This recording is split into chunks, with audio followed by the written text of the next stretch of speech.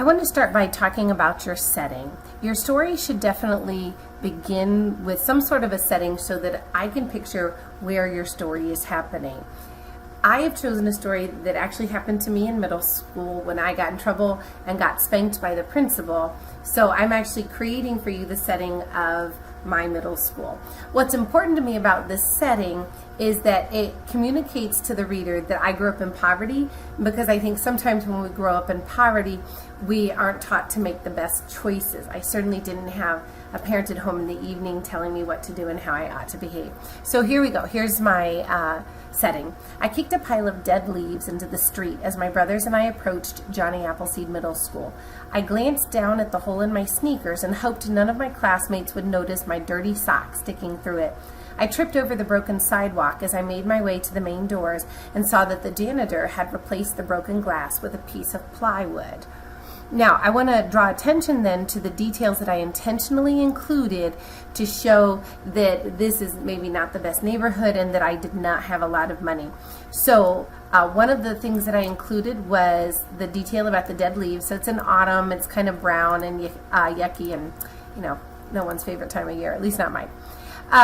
The other thing is I have then the hole in my sneakers, and that's because we only got one pair of sneakers a year. And I had my dirty sock sticking through it, that dirty sock sticking through the hole. So again, that kind of shows that I am in poverty. And again, I don't have somebody around at my home to teach me how to make the right choices because Dad had to work in the evenings. I also then have the broken sidewalk, showing that the school's not in a great area, and then broken glass that's replaced with plywood. Another thing that was kind of typical in my neighborhood, rocks, kids threw rocks through windows all the time, and then we had the plywood up. So I'm really trying to recreate my experience at my middle school in my hometown. And you have to think about what is your setting and what's important in your setting, especially as you try as a writer to communicate your conflict. You have to have something that makes sense with that. So that's my setting. Now, the next thing that we have to work on is dialogue, and I'm seeing that you guys are really struggling with that. The most important thing to know is that you have to put quotation marks around what the character says, and some of you are doing that, but quite a few of you aren't. So I'm going to add dialogue here. This comes from my friend Tina talking to me.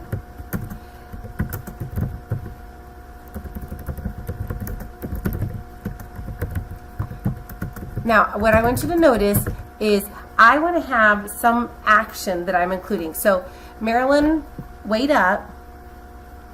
Let me get that added in there. Marilyn, wait up. My friend Tina yelled behind me. And now I'm going to just put some action in as well so that you, the reader, can see her. She was, writing is kind of messy. She was walking down the sidewalk with her younger sister, Stacy. And I have to bring Stacy in because Stacy's actually the character who gets in trouble with me. So Tina was my friend, but her younger sister was the one that I dragged into the principal's office with me. Not a good friend, and that's part of what my story will reveal, is about how we should make good friends. Better friends than I happen to be at that age. A couple of things that I want you to notice. You guys are really struggling with where do you indent your paragraphs. So what I want you to notice that I've indented my setting an inch, and then when I came down to start my dialogue, I want you to notice that I've also, for that one, indented the same amount. It's an inch. Some of you have indented such a small amount, I can't even tell where your paragraphs begin. So you want an inch, and that you can figure that out by putting 2 fingers next to the margin or your thumb next to the margin, and that'll measure out just about an inch for you.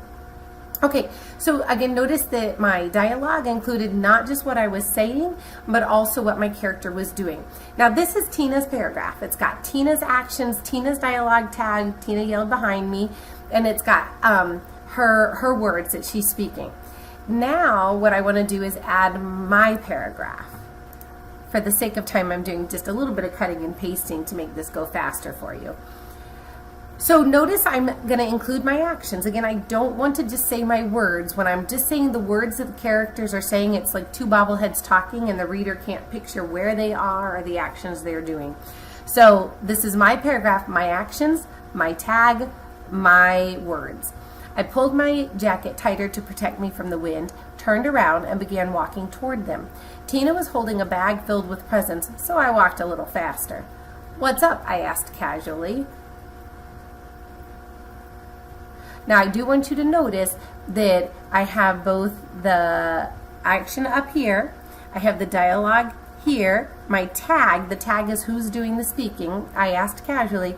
All of that is in one paragraph because that's all me. So Tina had a paragraph and now I have a paragraph.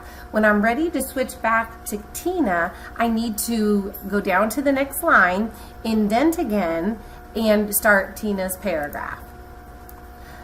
All right, so I've got Tina's paragraph put in here. She pulled out a box covered with snowman gift wrapping. So again, the dead leaves and the snowman let you know that we're close to Christmas. Without hesitating, I grabbed it from her and tore off the paper. I let out a heavy sigh and said sarcastically, "Thanks. I love perfume."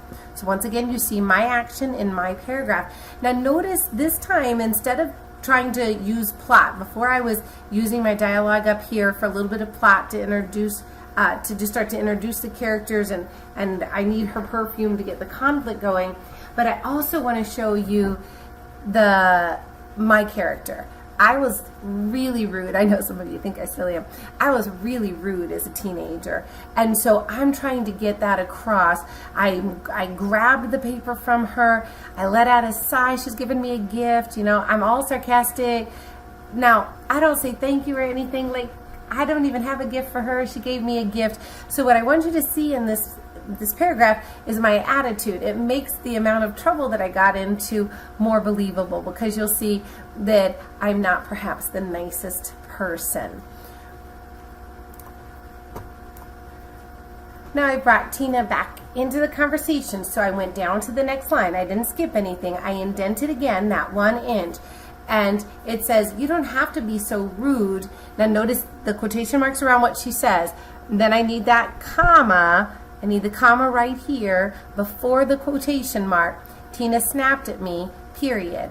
At least I got you something." So in the other paragraphs, I had only had one little line that the character said. Notice here, Tina spoke once, I had the tag, and then Tina spoke again. So it's not like in your paragraph the character can only speak one time. Notice this time I didn't do so much with actions, because what I really want you to focus on is Tina snapping at me, because she sees that I'm being rude and she's frustrated with that, rightfully so. All right, now I've introduced my characters to you. I want to really start working toward that conflict, which is me in a perfume fight with a group of boys. And so I'm going to use this dialogue to really shift over to building suspense toward that conflict. I spotted Alistair and Jeff out of the corner of my eye and replied, "Yeah, sorry about that. Do you mind if I have some fun with this?" So clearly I've gone from up here where I was just trying to establish the setting, introduce the character, had to bring in the present of the perfume, which was some suspense. I needed that perfume so that I could go into this part of my dialogue where now I'm using that perfume. Clearly I'm about to chase down these two boys and use that. So notice that all of the dialogue has a purpose. If I'm introducing character or I'm introducing suspense, I have to have some sort of a purpose so that it doesn't feel like the dialogue is just wasting space. A couple of other reminders then as you're writing. So this scene, when I make it, I'm going to shrink it down to regular size for you so that you can see how much room it would really take up. So I'm going to make it font 12, and I'm going to double space it.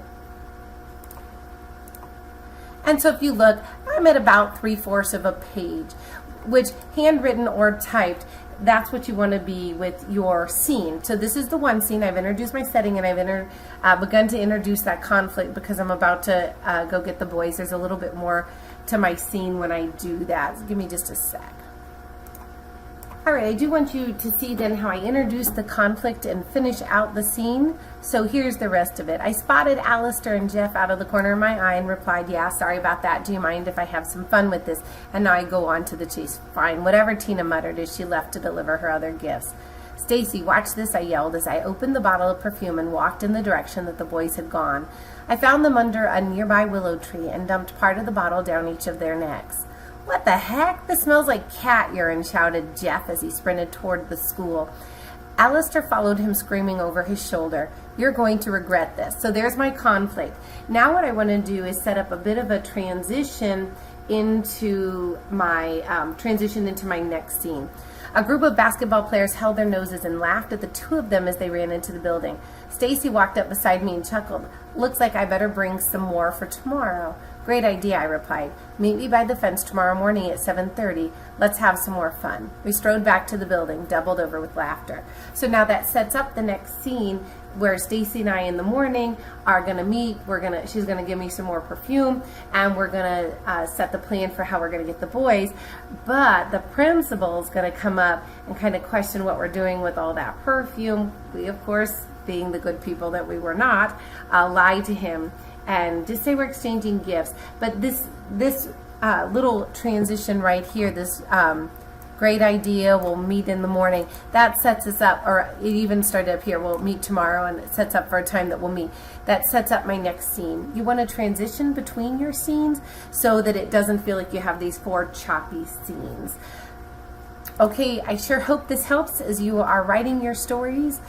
Remember that they do have to be 3 to 3.5 pages, so they can't be longer than 4. I won't accept them.